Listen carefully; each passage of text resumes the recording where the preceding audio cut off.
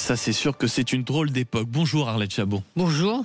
Merci d'être avec nous ce matin pour votre édito politique, le regard sur cette époque, avec une personnalité politique au cœur de toutes les préoccupations en ce moment, avec un livre en promotion, Ce que veulent les Français, de très bons sondages, on l'a vu, on en entend parler, et une volonté également de séduire les chefs d'entreprise. On parle de Jordan Bardella qui dit se préparer en cas de cohabitation et qui semble donner des gages à droite et à gauche, qui semble même prêt, lui, à l'alliance des droites. Ce sont deux sujets de différence avec Marine Le Pen, l'économie, la vision politique. Alors, incontestablement, changement d'époque, sans doute au Rassemblement National, puisque Jordan Bardella fait bouger les lignes.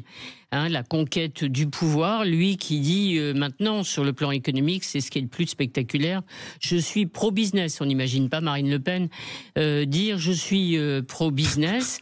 Regardez du côté des entreprises pour les rassurer, notamment on sait que le programme laisse toujours le MEDEF assez sceptique, c'est le moins qu'on puisse dire, notamment l'abolition de la réforme des retraites demandée par le Rassemblement National. Là, petit gage qui a été donné, c'est le non-vote de la taxe Zuckman, changement d'attitude et de pied du Rassemblement National sur ce sujet. Alors, rappelons-nous même de Patrick Martin qui avait dit quand même ce sont les plus conscients des périls économiques, ça avait fait beaucoup réagir en plus. Oui, ça avait fait réagir, et puis parce que finalement le MEDEF semble considérer que le Rassemblement National pourrait représenter une certaine stabilité politique. Alors quand on dit drôle d'époque, on dit aussi changement d'époque, parce qu'il faut se souvenir que le Front National de Jean-Marie Le Pen, lui, était très libéral, thatchérien. Jean-Marie Le Pen était pour la suppression de l'impôt sur le revenu. Et le virage social, c'est Marine Le Pen qui l'a effectué pour aller à la conquête de cet électorat, de ces Français abandonnés par la gauche, notamment dans les régions sinistrées économiquement que sont le Nord et le Pas-de-Calais.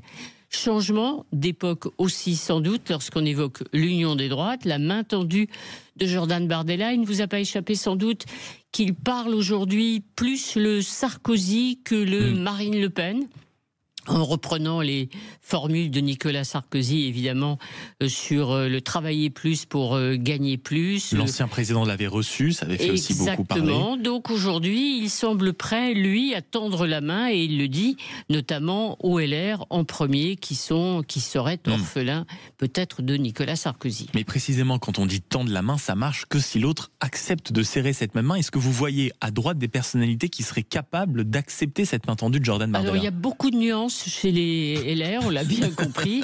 Il y a ceux qui sont proches, ceux qui le croisent, Jordan Bardella, le président du RN au Parlement européen, comme François-Xavier Bellamy, par exemple.